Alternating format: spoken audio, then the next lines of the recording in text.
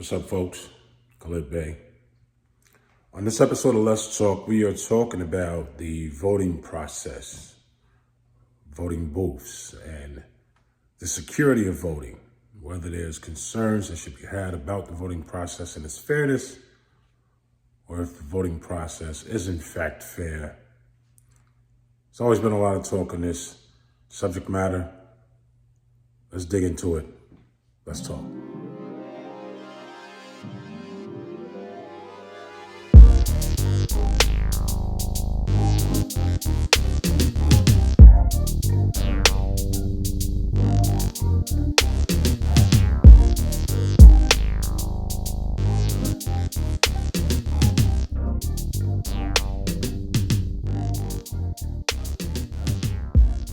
All right, welcome to Let's Talk, Khalid Bey.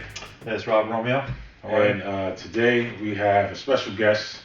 He won't like this word, but I'm going to call him our illustrious commissioner on the Onondaga County Board of Elections. Democratic side commissioner. Commissioner Dustin Czarny. Hello. Commissioner, appreciate you being here. Happy to be here. It's good stuff. Yeah. How long have you been the commissioner? January 1st, 2013 was when I started my office, and I've been there ever since. It's the best job I've ever had. I love the job. It's hard work, but it's important work, especially now. And you know, you're at the front line of democracy every day, and it's you know, people, you know, when I got the job, people said, "Oh, great job! You only have to work 1 or 2 days a year." I don't think I've worked. That was the most important job in the county in the country. I don't think I've had 1 or 2 days off a week since I took the job. I'm working 6 days a week. But you know, we have people don't realize this because when we grow up here in Onondaga County, we think of it as kind of a small community. We have 320,000 voters. We're one of the largest counties, not just in New York State, but in the country. How many voters are there in the state of Wyoming? It might be about that. That's what I'm saying. Yeah. And they got 2 senators. Yeah, they got 2 senators. That's right. That's what this country is. That's part of the problem. Yeah. You know? I mean, like, so, you know, it's a lot of work, and we've added a lot of work with early voting and early voting by mail, and you know, and I just think that it's an honor to be there, and I'm really appreciative of the party that put me there, but also the individual citizens that support me. Yeah, just so we're clear, the way it works in our county and in most counties, and counties throughout this state anyway, you are elected by committee people. That's right. So you have to be a Democratic committee person to be able to vote for your election commissioner. That's right. So but people think, you know, we're old party people, and we know this. But people think, like, you know, oh, the Democratic County Committee is like 4 people in the back room with a cigar. No, how many people on the committee? There's like over 800 people on the committee. Right, it's like a village election, and I get elected every 2 years, and then the county legislature can approves it. Yeah. But the Republicans can't block the Democrat can't block the Republicans. And it's funded by the county. That's right. The county taxpayer funds your position and the office. Yeah, for the most part. There's some state funding, some federal funding, but for 90% of the money comes from Onondaga County taxpayers. Yeah, so the local committee, you said there's about 800 people, and I remember as a chair, it is truly like herding cats. It is. To get, you know, so you to run an election, it's a real election. You have to go out and get support. You got to get your voters to the poll. You know, on that day that they're going to vote, you got to make sure you win. You got to count your votes, and they're weighted votes in this instance. This is not a one person, one vote. It's a weighted vote based on how many people voted in your election district in the governor's race the year before. That's right. So you're even the committee people are elected by at the primary election, and most of the time they're uncontested, but they're elected to represent the Democrats that live inside the election district that they represent. That's right. So, and then at the state level, we have a state committee that elects a chair and executive committee and so forth. And they come out with policy, but we don't have an state election commission. Every election is run countywide in this state. There is a state board of elections. There's a state board of elections. And they are an advisory board, but also some regulations, especially when it comes to campaign finance. They've taken over all of that. They issue some regulations, especially if legislation gets passed saying propagated by rules, regulations of the State Board of Elections. Yeah. But for the most part, everything is decided on a county level. Yeah, and then you bump it up one level to the top level, the DNC. They have a committee of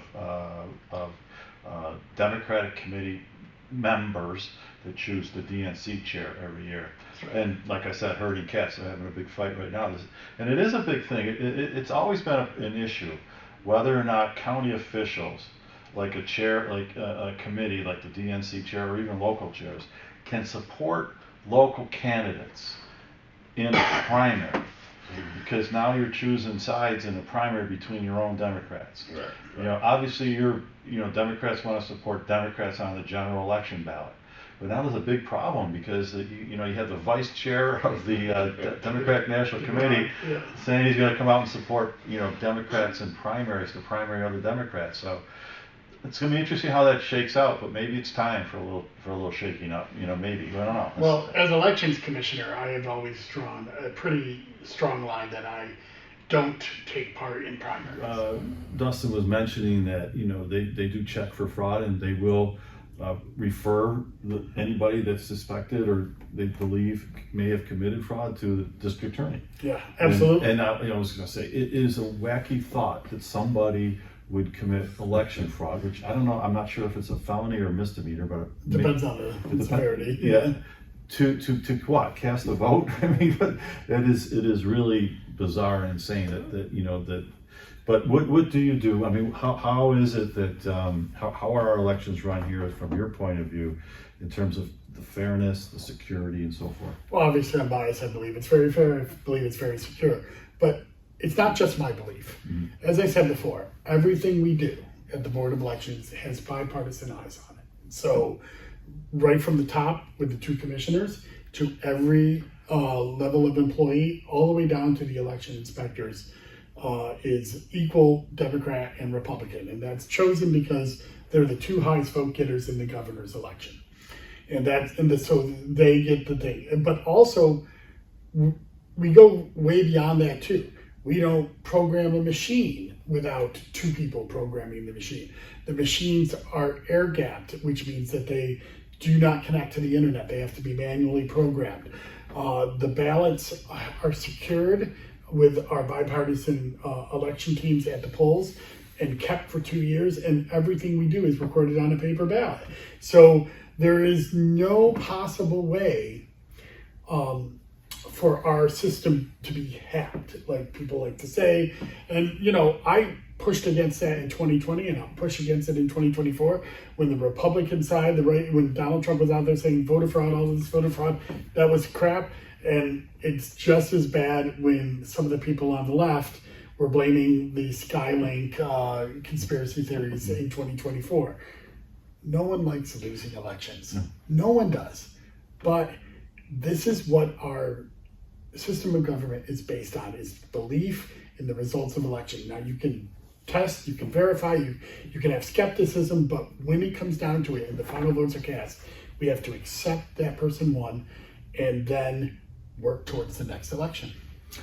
It's kind of crazy. When do we get to this point where, the lines have become so blurred in terms of what's practical and what's not, right? When we talk about opposing parties, we talk about competition, we're talking about contrast, we're talking about the ability to choose between two parties. And when did it become so, what's the word? The only thing I could think of is, when did we become so delusional about elections? I got, people think that this happened overnight. Like in 2016, when Donald Trump descended from the escalator, all of a sudden all the craziness came out in the political system. Look, he escalated it. That's what he actually, he made it worse. But he exposed some symptoms that were already there. How many times did we hear growing up that all illegal aliens are voting? Oh, dead people are voting in Chicago. Oh, all of this other stuff that is out there. It has been around for decades and has gone fundamentally unchallenged because either the people who know better were like, well, that's just crazy people thinking it. And then other people were like, well, maybe there's some truth to this, because I don't know anybody who didn't vote for my guy. And, right. you know, and we're in a highly polarized nation now. There is very few what we used to call swing voters. The people that are actually swing voting are in the middle, and they're pretty polarized even on the issues, but not on the candidates. But we, you know, we're in our own little bubbles. We talk to our own Democratic friends. Look, I used to be on Twitter. I'm still on Twitter. But I know a lot of people who've moved to Blue Sky because they didn't want to deal with Twitter. And I'm on both, but you know, we get into these silos and we think no one else can think like, you know, that our candidates are great and that our way of seeing things isn't the best way of seeing things because we've surrounded ourselves with like-minded people. And so it festers these conspiracy theories. But you know, the thing that I wonder about real quick, Rob, you know, we were already dealing with a disconnect with the populace and voting. Sure, that's been forever. Right. And now you have ridiculous propaganda, increased confusion. You know, how dangerous are we in terms of democracy being fractured beyond repair? It's about as dangerous as it's ever been. Because even though we've always had these conspiracy theories, even though we've always had these ridiculous things, the leaders of both parties would rise to the challenge and say, nope, this is it.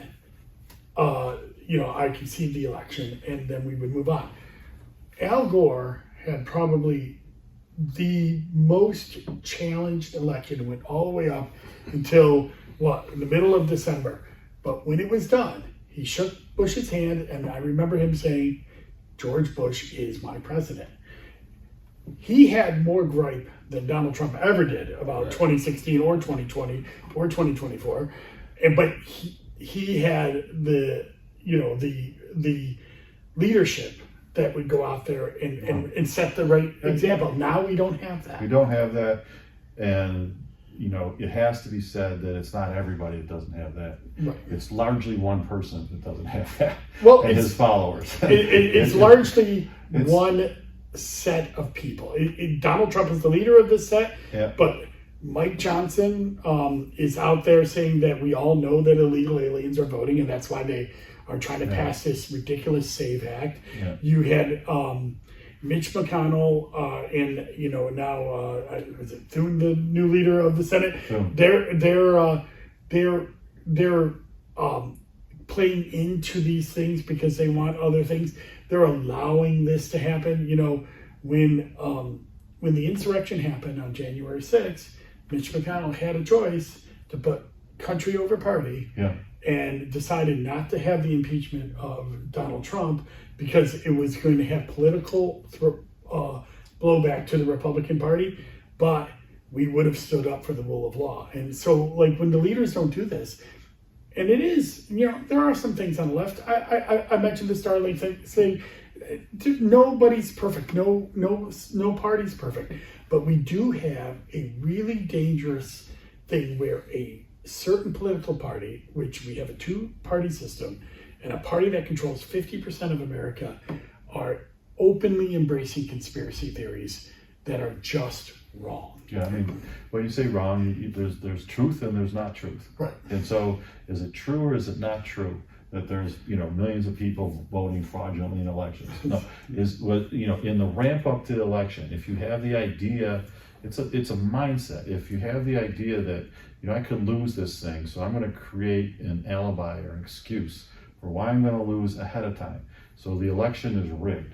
So how many times do you hear that over and over and over again? And coming from a leader, it's so different than coming from, you know, just anybody or just getting it off the internet. But when the leader says that and they believe everything that this leader says, the elections are rigged, then it stirs up the mindset that, you know, of his supporters, that if by chance he loses, it was only because it was rigged. And so that is just such a KGB Russian thing to do. And it just is. It's just the way a Russian KGB agent would go about causing discord and causing a divide in Americans. And here's the thing, election fraud is actually very easy to prove. It's very easy to prove. We prove it all the time. We have individual cases that happen, not to the numbers that have been made up by the president or his supporters, but individual people. The most common form of voter fraud are people who register in one place or in two different places and do a mail ballot in one place and an in-person ballot in another. We saw a lot of right-wing happening with that over the last few years, especially retirees that are up here and are snowbirds and are in Florida, and they choose one or the other. And it's very easy to prove. And when we prove it, they go to jail or they have huge amounts of fines. President Trump, in his first term, to prove that millions of illegal aliens voted, anointed former Kansas AG Chris Kobach to have his elections commission. They spent millions and millions of dollars to prove that there was election fraud. They couldn't find it. No. They couldn't find it at course all. not. And because it didn't exist. Right. But instead of just saying, okay, you know what, it didn't exist, they still keep on with this. And they keep on with it to their detriment.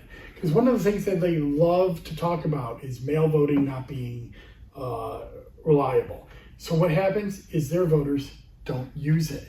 And by the way, mail voting is very reliable. It used to be very Republican.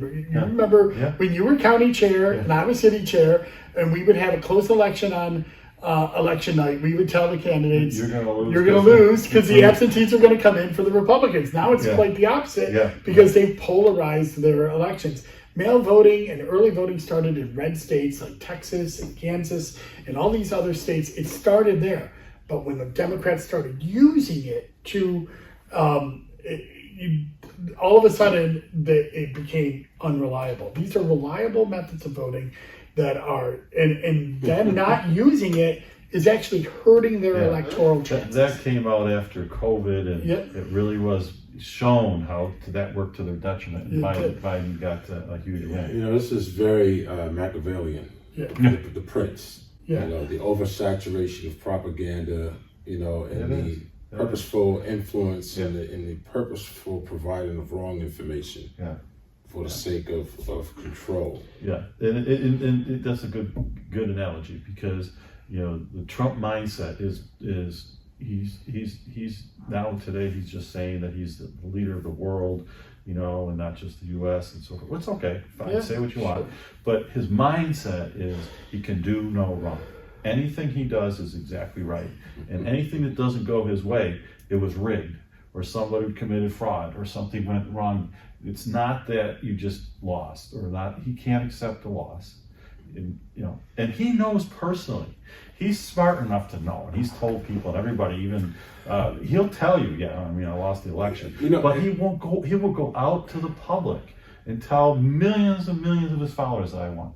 And that is just such a crime right there. The tough part is, I'll say something that is probably not widely understood, nor is it widely accepted, but it doesn't change the fact that it's true. When you talk about the right to choose and the idea that right and wrong is oftentimes relative, it is in the law.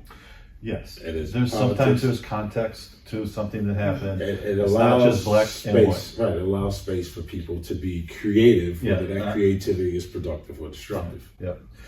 But who was it that said that you're entitled to your own opinions, but you're not entitled to your own facts? Senator Patrick Moynihan, one of the most brilliant senators of all time. So the facts are the facts. Yet, as you explained, there has to be some context sometimes. Yes, facts get interesting over time. but see, I'm all for healthy skepticism. And by the way, our electoral system is built on that healthy skepticism. That's why there's two sets of eyes on everything, because we assume that there could be a bad actor out there that would act nefariously. It's not that we don't believe that there could be bad actors that could act nefariously. It's that we've built a system to detect it and stop it before it happens. Yeah.